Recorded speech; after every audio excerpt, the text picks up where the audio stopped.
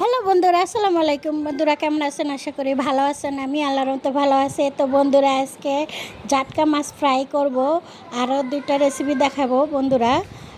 তো মাছটা কেচা ভালো করে ধুইয়া কেচা, এখন হলুদ, লবণ, মরিচ, মানে সব জিরা, ধনিয়া, এটি সব কিছু নিয়ে সাথে একটু লেবু দিয়ে এটা পুরাটাই ম্যাগনেট করব বন্ধুরা।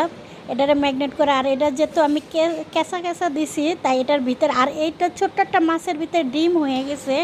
কি আশ্চর্য কারবার, একটু মাছের ভিতরে কি সুন্দর একটা ডিমটা আর বাইর করলাম না, কারণ বাইর করতে গেলে ডিমটা ভেঙে যাব এই জন্য।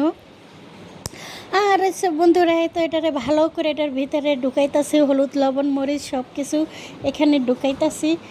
এখান থেকে ঢুকেলে মানে মানে এটার ভালো করে আঙ্গুল আঙ্গুল দিয়ে দিয়ে যদি আপনি যে মানে ইয়ার ভিতরে মানে ফাঁকার ভিতরে দিচ্ছেন, এই যে মানে কেঁচার ভিতরে, তাই এটা হলুদ, লবণ, মরিচ এটার ভিতরে ঢুকতেছে।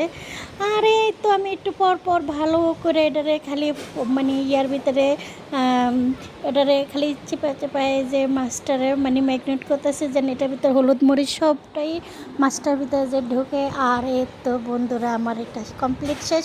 আর এটা 5 মিনিটের জন্য আমি একটা অবজেশনে রাখবো বন্ধুরা। আর এখানে আমি দিয়ে দিচ্ছি 5 in আমি তেল দিয়ে দিচ্ছি। তেলটা তো একটু বেশিই লাগবে, তেলটা একটু বেশি লাগবে। আর এখানে ফাঁকে দিয়ে আমি কিন্তু দুইটা বেগুনের কেচে আমি হলুদ মরিচ মাখা রেখে দিছি এখানে, সেটা দেখালাম না। তো আর আপনি জানেনই তো আপনারা বন্ধুরা, কিন্তু ওই যে তেলের ভিতরে মরিচ পড়লে মরিচের গুঁড়োটা পুড়ে যায়, এর জন্য। এই তো দেখতে দেখতে এটারে ইয়ে করে আসতেছি, মাছটারে ভালো করে একটু ভাজা দিচ্ছি। আর হচ্ছে বেগুনটা দিচ্ছি, বেগুনটা দেওয়ার পরে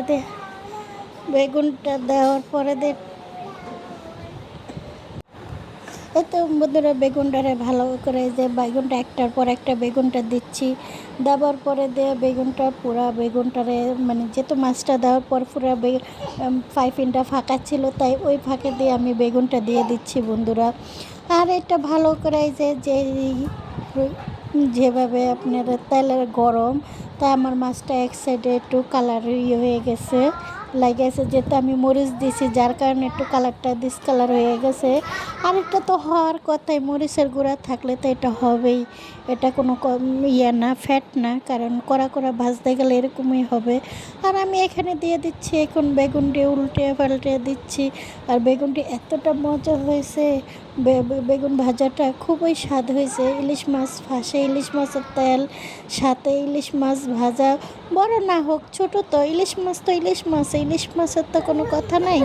আর এটা ভালো করে এই যে দিচ্ছি, দেওয়ার পরে তো মাছটার ভালো করে উল্টে পাল্টে দেওয়ার পরে এই তো এখন আমি এই যে মাছের পেটা আছে, পেটাটারে এখন আমি উঠে তুলে রাখলাম, তুলে রেখে এখন ভালো করে এখন আমি একটা একটা করে বেগুন ভাজাটা উঠিয়ে নেবো, কারণ বেগুনটা হয়ে গেছে। বেশি হইলে কিন্তু দেখা গেছে বেগুনের কোনো কিছুই খুঁজে পাবো না, এমনিতেই কিন্তু খুব দ্রুত মানে হয়ে গেছে, ভাজা হয়ে গেছে। আর এখানে আমি বেগুনটারে কী করছি, বেগুনটা তুললে আমি এখন মাছটার একটু ভালো করে উল্টে পাল্টে দেখবো বন্ধুরা করার জন্য।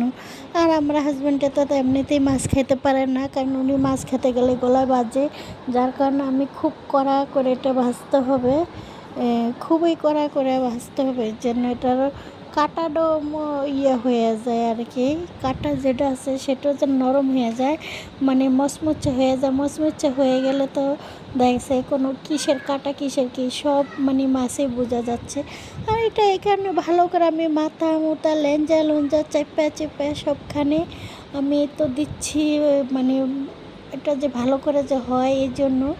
আর মাছের ভিতরে কাঁচা থাকলে কাঁচা একটা গন্ধ লাগে, সেটা যেন না হয়।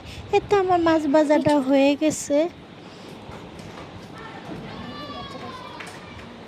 বন্ধুরা। এখান থেকে যে আমি ভাজা মাছটা তুলে রাখছি, তুলে রেখে এখন আমি একটু সাদা পোলাওরাও পাকাইছি। আমার এই পোলাওটা হয়েছে কি আমার শাশুড়ির থেকে শেখানো।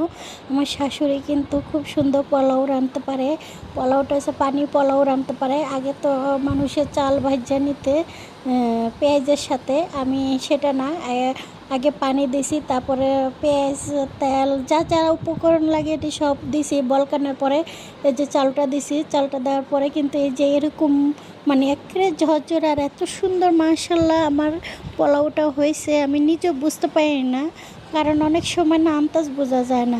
আর এই যে এখানে যে আমি তো যে আমার অল্প স্বল্প মাংস হলে আমি কি করি, ফাইফিনে দিয়ে দিই। ফাইফিনে দিলে না তাড়াতাড়ি হয়ে যায়।